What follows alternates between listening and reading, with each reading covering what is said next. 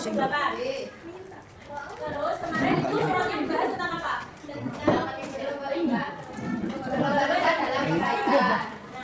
Ini kemarin itu kan kita sudah membahas surat Al-Maidah ayat 48 tentang kompetisi dalam kebaikan. Nah, hari ini kita melanjutkan bab yang satu pembahasannya kemarin, yaitu meraih kesuksesan dengan etos kerja yang ada di subbab B halaman 6.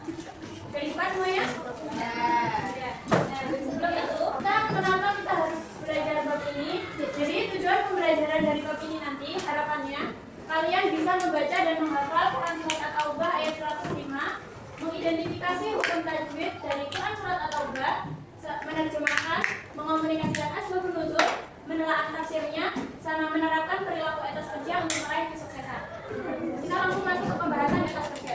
Tadi etos kerja di bab ini dibahas di ayat berapa? Ayat At-Taubah ayat 105.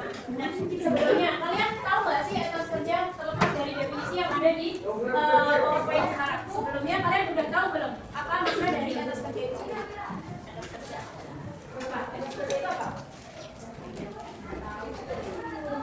Apa? Ada yang tahu? Kamu tahu nggak etos kerja itu apa?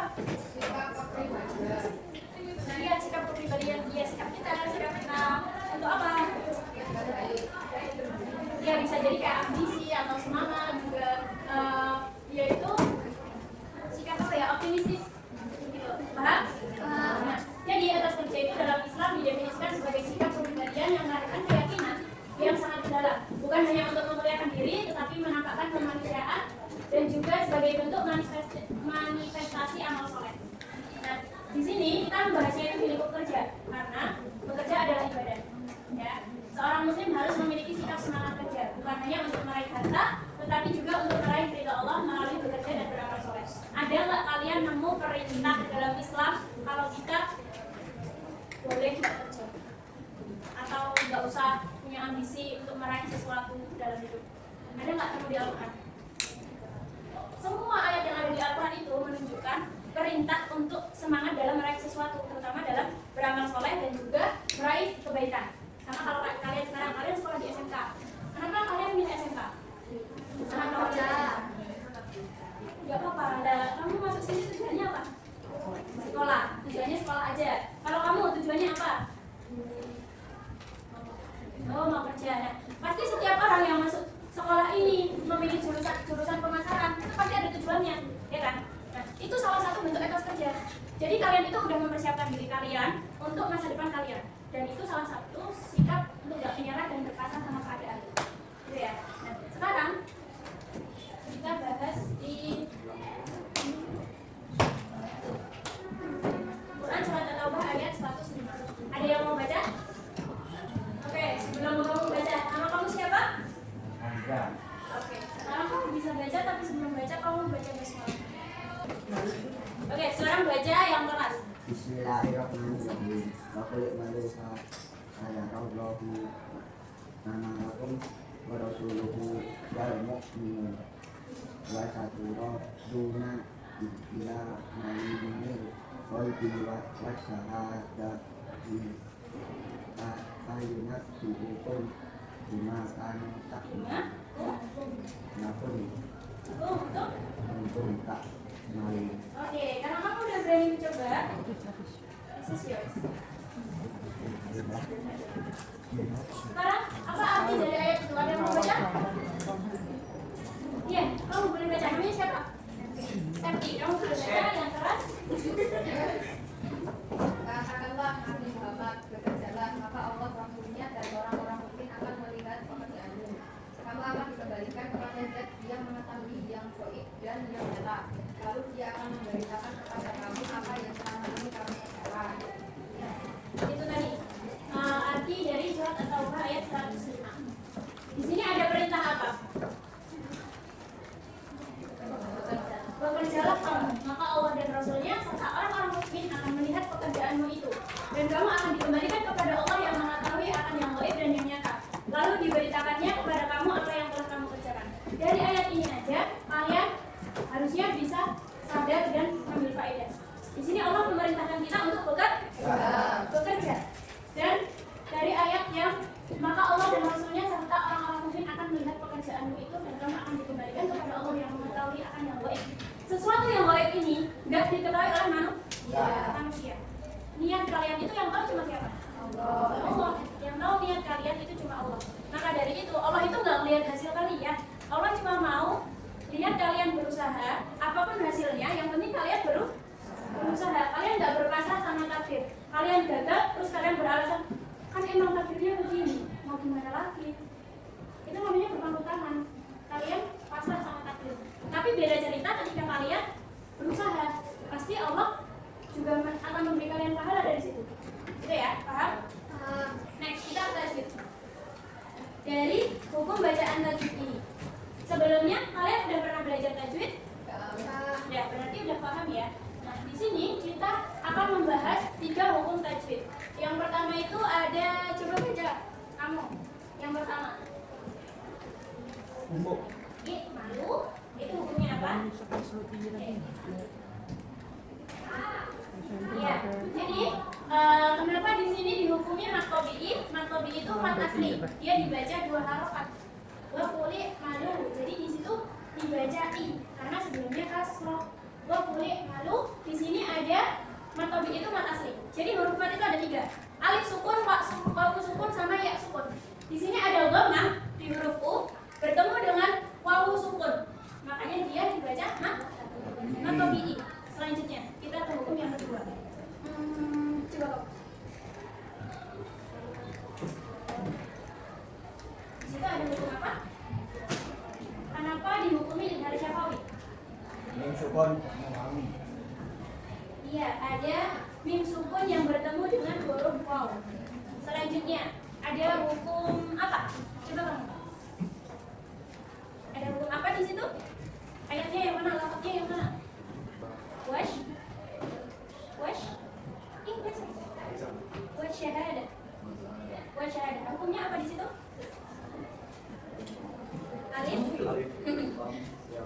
Alif lam syamsiyah. Bagus. Jadi di sini ada alif lam syamsiyah. Jadi hukum alif lam itu ada 2. Alif lam syamsiyah sama alif lam qamariyah. Kenapa di sini syamsiyah? Syamsiyah itu bahasa Arabnya matahari. Kalau qamariyah bahasa Arabnya bulan. Ketika alif lam ketemu sama huruf shin, dia alif lamnya nggak dibaca. Sama kayak matahari kalau malam. Kelihatan nggak mataharinya? Enggak. Jadi alif lamnya ini hilang. Dia langsung masuk ke shin. Huruf shin di sini. Nah, gimana caranya kalian? Gimana caranya biar gampang kita tahu itu alif lam syamsiyah sama alif lam qamariyah? Karena setiap hukum punya hurufnya masing-masing. Di sini caranya yang mudah adalah ketika ada alif lam, setelahnya itu huruf yang bertasydid, itu pasti alif lam syamsiyah. Itu udah pasti. Itu hukum. Ya, begitu. Paham? Paham. Sekarang kita lanjut ke bab selanjutnya. Pembahasan selanjutnya ada mengartikan. Nah, di sini coba. Ayo kamu coba baca. Yang pertama. Waquli malu itu artinya apa? Oke, sekarang Ibu bacakan, kalian ulangi ya. Waquli malu. Waquli malu. Artinya apa? Katakanlah Nabi Muhammad bersalah. Oke, selanjutnya coba kamu baca yang selanjutnya.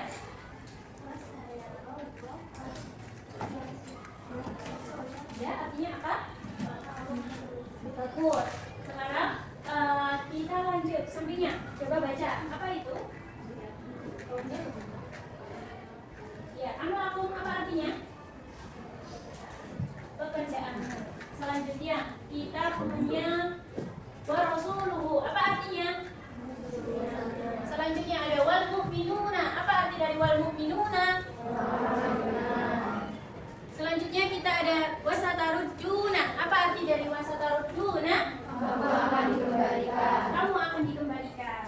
Nah, sekarang ada pertanyaan dari tajwid dan mengartikan? Enggak, udah paham semuanya? Sekarang kita ke asbabun nuzul. Apa arti dari asbabun nuzul? Siapa yang bisa? Apa? Yang keras.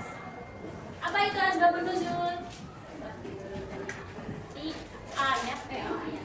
Asbabun nuzul itu sebab diturunkannya ayat. Jadi ayat ini ketika kaum Quraisy mengadakan gencatan senjata dengan Rasulullah SAW di Hudaybiyah. Hudaybiyah itu nama tempat, ya, antara suku Khuzanah. Nah, kalau dulu di Timur Tengah itu ada suku-suku. Jadi dulu orang-orang Timur Tengah sana pasti namanya, kalau nama kalian itu kan pasti panjang-panjang. Misal 3 suku kata gitu kan. Tapi kalau di Timur Tengah sana namanya satu suku kata, bin bapaknya, bin kakeknya, bin buyutnya, bin, nah gitu. Mereka hafal semuanya. Bahkan nggak cuma bapak ibunya yang hafal, tapi tetangganya hafal, dia anaknya siapa, dia kakeknya siapa. Nah, di situ namanya suku. Nah, saat itu ada perjanjian gencatan senjata. Dari Bani Bakar masih melangsungkan peperangan dan diam-diam dibantu Bani Quraisy. Nah, ayat ini turun sebagai perintah untuk kaum muslimin agar menggempur kaum Quraisy yang melanggar. Gencatan senjata itu apa sih? Gencatan senjata itu apa? Gencatan senjata itu ketika suatu wilayah ada peperangan, kayak yang sekarang terjadi di Gaza ya, di Palestina. Ketika ada peperangan, antara dua pihak yang berperang ini melakukan perjanjian. Jadi ada perjanjian kalau mereka tidak akan melangsungkan peperangan sampai batas waktu tertentu.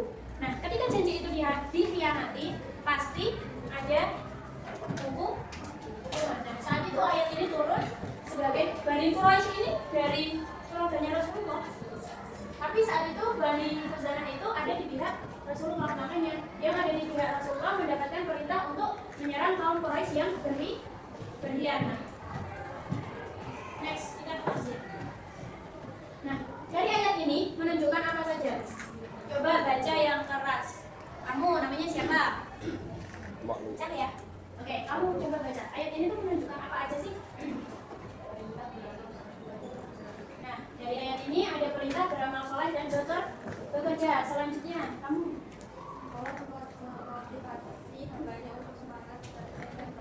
semangat bekerja dan beramal.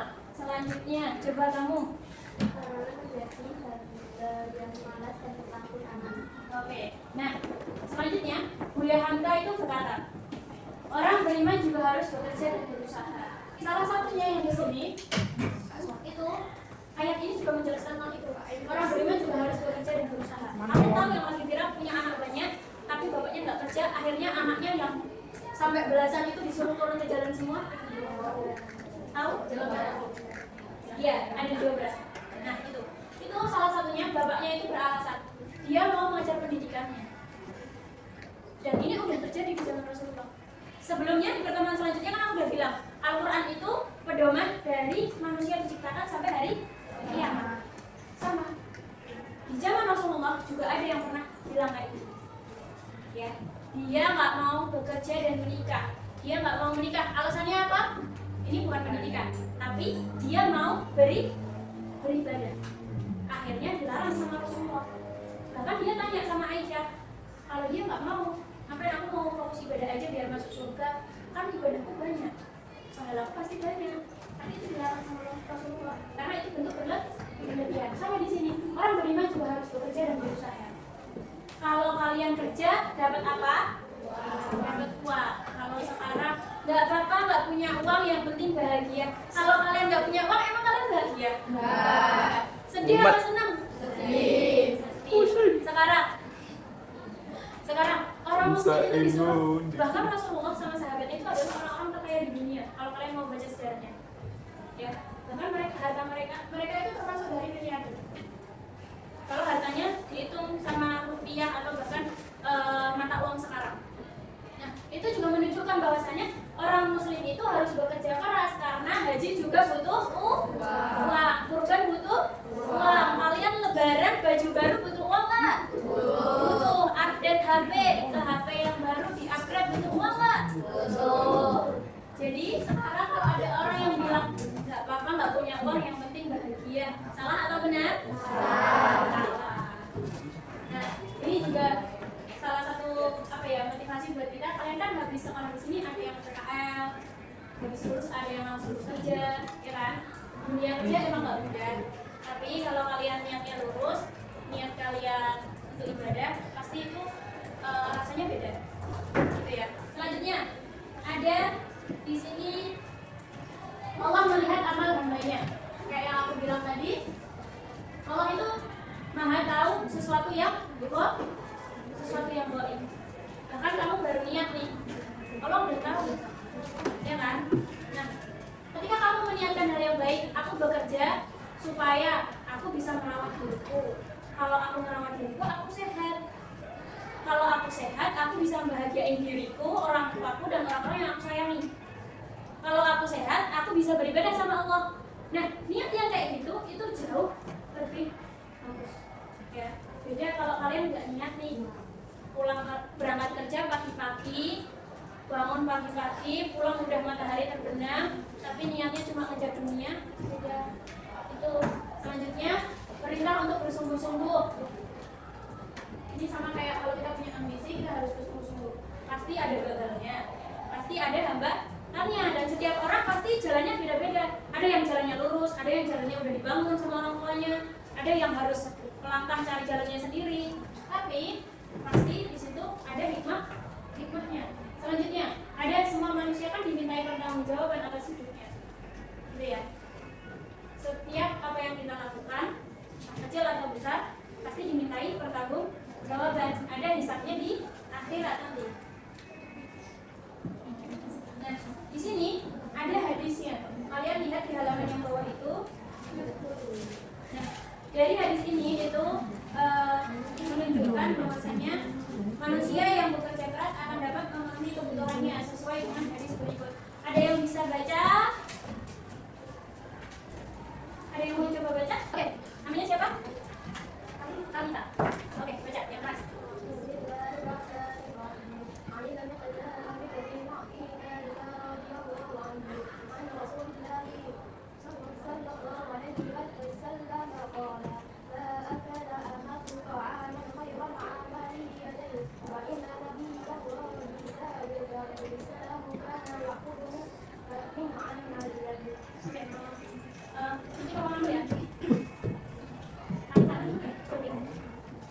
Oke, dari hadis ini Anil Miqdam bin Ma'di dari Ibrahim radhiyallahu anhu an Rasulullah sallallahu alaihi wasallam qala ma akala ahadun ta'aman khaira amalihi yadayhi wa inna nabiyyallahi Daud alaihi salam kana ya'kulu min amali yadihi.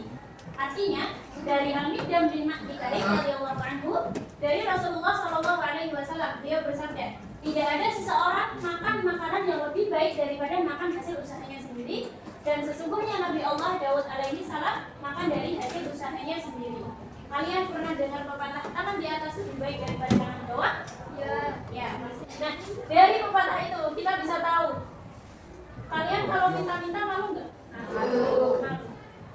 Ketika kalian punya barang itu sendiri dan kalian melakukan atau menggunakan barang kalian sendiri, itu lebih enak mana rasanya sama yang dikasih? Enak barang sendiri. Maka dari itu kita harus mengusahakan supaya kita nggak minta. Kita bisa menyediakan barang itu sendiri, kita bisa mendukung hidup kita sendiri, mandiri, nggak usah minta-minta sama orang. Kita harus berusaha keras, karena kalau bukan kita, ya siapa lagi? Masa mau minta-minta terus, ya kan? Bahkan kalau di kegelapan aja bayangan kita ninggalin Tuhan. Terus kalian mau percaya sama siapa? Paham? Bagaimana kita menerapkan etos kerja itu di kehidupan sehari-hari? Coba kamu. Kerja bisa. Kamu? Gimana penerapan dalam kehidupan sehari-hari? Iya, semangat beribadah juga bisa. Karena aku mau yang dari sini dari tadi.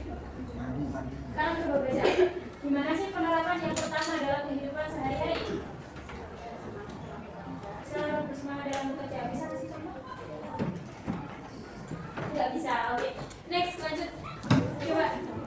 Yang kedua, menyusun skala prioritas. Ada yang bisa kasih contoh? Contohnya, kalau kalian punya 2 tugas, yang satu deadline-nya Selasa, yang satu deadline-nya Senin, mana yang kalian kerjakan lebih dulu? Itu namanya mengatur skala prioritas. Yang paling dekat sama deadline, yang paling penting, yang paling mungkin yang kalian inginkan. Sama kalau kayak kalian punya tujuan atau ambisi untuk meraih suatu cita-cita, kalian plot. Nah, hidup kalau nggak ada tujuan, nggak ada ambisi, terus mau ngalir gitu aja, ya sia-sia hidupnya. Mau ngejar apa lagi? Kamu baca yang ketiga. Ciptakan suasana kerja yang nyaman. Ada yang bisa ngasih contoh? Gimana sih caranya ciptain suasana kerja yang nyaman? Apalagi kalian kan nanti PKL. Habis PKL lulus kalian juga pasti kan? Gimana caranya ciptain suasana kerja yang nyaman? Tidak membuat gaduh, pintar. Ada lagi? Disiplin. Bagus. Ada lagi? Jujur. Kalau sama senior harus ngapain? Sopan, menghargai, tanggung jawab. Nah, bagus. Selanjutnya ada menggunakan teknologi yang canggih. Menggunakan teknologi yang canggih. Kita harus kerja sama nanti kalau kalian di PKL, bisa udah ada mesin buat ngangkat-ngangkat barang atau udah ada komputer buat input data. Kok kalian minta yang manual aja? Kayak gitu salah kan? Salah. Karena udah disediakan teknologi yang lebih canggih biar kalian kerja yang cepat, tapi kalian pilih yang manual. Sekarang sebelum ini, aku ada ini tak bagiin. Ini ada contoh-contoh dari etos kerja sama anti etos kerja. Kalau nanti ada kalian maju yang dapat kertas ini, maju sambil habis maju kalian baca kalian dapat apa. Misal nanti kalian dapat etos kerja, kalian taruh di sebelah kanan. Kalau dapat anti etos kerja, kalian taruh di sebelah kiri. Dan di sini ada bacaan. Nanti kalian bisa dapat maju satu-satu, terus dibaca. Nanti yang baca, nggak semuanya baca. Mungkin aku bakal tunjuk 5 orang aja buat baca. Ya kelas, gitu ya. Sekarang nggak bagiin.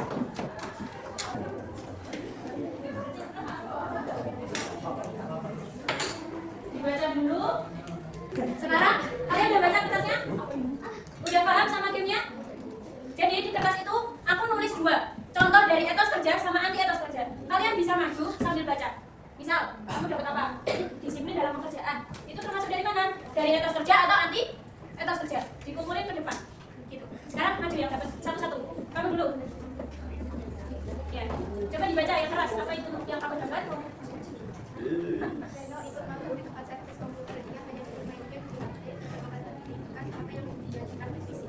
Ya, itu termasuk anti atau etos kerja? Anti. Ya, bagus. Masih selalu menunda mengerjakan sesuatu yang dilakukan dan hasilnya asal-asalan. Termasuk anti atau etos? Orang etos. Oke.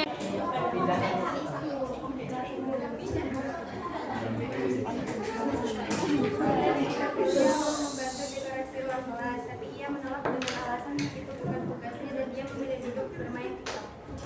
Anti atau etos? Anti. Boleh. Yuk, baca yang keras. Tina memiliki hobi membuat desain grafis. Ia sering mengambil proyek dari berbagai sekitar uangnya sebagian ia tabung membeli laptop sendiri. Etos atau anti? Oke, benar. Pertama, datang 15 menit di alat sekolah setiap hari. Dia manfaatkan waktu itu untuk mengecek tugas, merapikan alat, praktik, dan membantu temannya yang belum paham materi. Termasuk anti atau etos? Etos. Etos. Benar. Taruh. Ayo, siapa yang berani memberi kesimpulan untuk pembelajaran hari ini? Apa yang kalian ambil atau apa yang kalian pelajari dari pembelajaran hari ini? Yang berani menyampaikan? Dapat uang. Ya, coba dulu. 1, tunjuk tangan, sebut nama. 1, 2, 3. Kasih kesimpulan. Sekarang. Bekerja merupakan salah satu kegiatan yang memuliakan diri. Iya, bekerja merupakan kegiatan untuk memuliakan diri. Bekerja untuk memenuhi kebutuhan sehari-hari. Bekerja untuk memenuhi kebutuhan sehari-hari. Boleh. Seorang muslim